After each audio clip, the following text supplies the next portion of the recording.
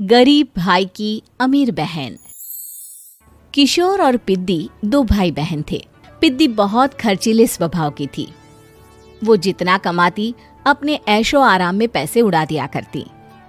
लेकिन किशोर समझदार था, घर को साथ लेकर चलना जानता था।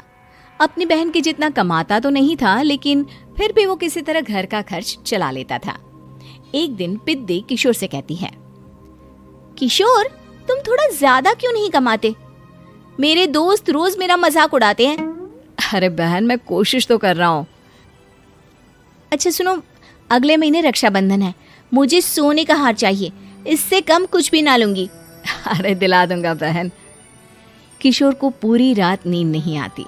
उसके दिमाग में बस ये चल रहा था कि उसकी माली हालत इतनी बिगड़ चुकी है, अब वो सोने का हार कहाँ से लाएगा। अगले दिन किशोर सुबह सुबह घर से ये बोलकर निकल गया कि पिद्दी, मैं गांव से बाहर जा रहा हूँ, कुछ दिन घर नहीं आऊंगा। किशोर ने अपने काम के साथ साथ फेरी में कपड़े बेचने भी शुरू कर दिए, जिससे वो ज्यादा से ज्यादा पैसे कमा सके। रात में वो एक बिल्डिंग की चौकीदारी भी करने लगा। अपने काम से थोड़ा बहुत समय निकालकर बस कुछ घंटे की नींद ले पाता था। और कब वो कुछ दिन एक महीने में बदल गए और रक्षाबंधन भी आ गया, पता ही नहीं चला। लेकिन किशोर अभी तक घर वापस नहीं लौटा। जहां वो काम करता था, पिद्दी के नाम का गुल्लक रखा हुआ था।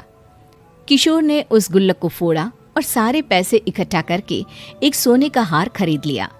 घर में पिद्दी किशोर का इंतजार कर रही थी। तभी किशोर आता है। कहाँ चले गए थे? 4 दिन का कहा था और 1 महीने से पता नहीं कहाँ गायब हो गए थे। मैंने बस एक हार मांगा था और तुमने तो घर ही छोड़ दिया। अरे मुझे थोड़ा काम मिल गया था। कुछ नहीं, सब समझती हूँ, बहाने थे तुम्हारे। अपनी बहन के लिए इतना भी नहीं कर सकते, कैसे भाई हो? चलो यहाँ बैठो, राखी बांधती हूँ। पिद्दी ने किशोर को राखी बांधी। वैसे ही किशोर ने अपनी बहन के हाथ में सोने का हार रख दिया। उसकी खुशी का कोई ठिकाना नहीं था। वो मिठाई खिलाए बिना ही नेकलेस लेकर चली गई और शीशे के सामने अपने गले में हार रखकर देखने लगी। किशोर ने लड्डू उठाया और खुद ही खा लिया। ऐसे कई साल गुजर गए। एक दिन पिद्दी की नौकरी छूट गई। अब वो पूरी तरह किशोर पर डिपेंड हो गई थी।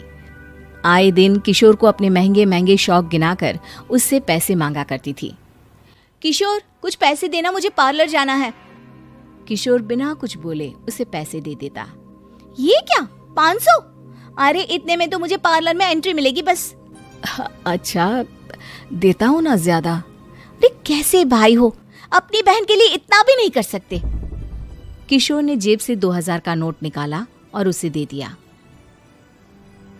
किशोर गरीबी में रह लेता था, लेकिन अपनी बहन को कभी कोई कमी नहीं होने देता था।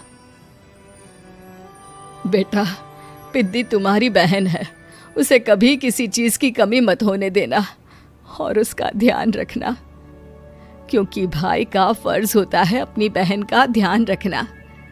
किशोर ने माँ की कही ये बात हमेशा के लिए याद कर ली थी। शायद माँ की इसी बात की वजह से किशोर पिद्दी की हर जिद पूरी करता चला आ रहा था। किशोर, आज मैं अपने दोस्तों के साथ पार्टी करने जा रही हूँ, मुझे कुछ पैसे दो ना।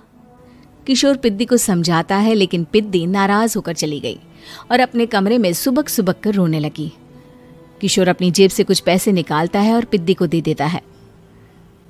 किशोर खुद कभी अच्छे कपड़े नहीं पहनता, लेकिन पिद्दी को राजकुमारी की तरह रखता।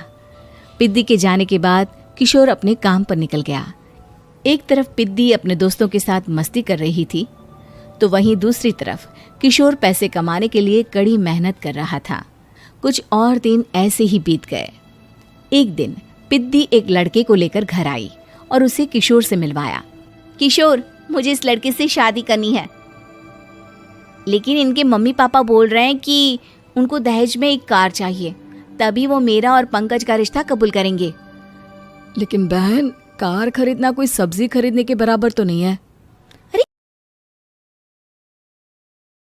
Thank you for watching my video. Please like, subscribe and share us.